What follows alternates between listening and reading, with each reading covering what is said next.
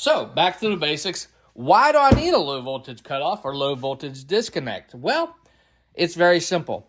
When you spend $50 to $100 on a battery like this DeWalt 20 volt 5 amp hour XR battery, you don't want it to die permanently.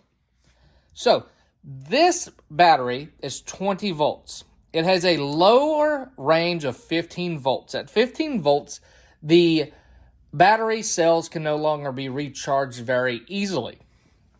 The charger won't recognize it sometimes, and then you'll have a dead cell. And then you have to jump in and possibly hope that it's better, a whole bunch of things.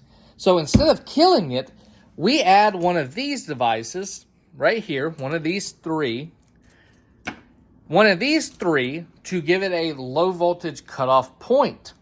15.3 is the point that we have chosen because 15 is the lower and 0.3 is the extra.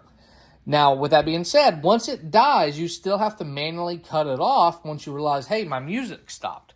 Or else it will drain past that discharge point. So hopefully this video helps y'all out, and I have a little bonus for y'all. So I've talked about this in other videos.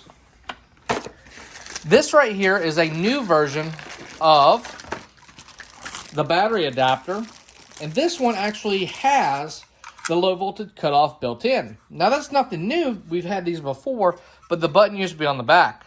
Now it's on the side right here. So it does two things. It eliminates a switch and it eliminates the low voltage cutoff. This one stops at 15.5. So hopefully that helps y'all out. Link in the description.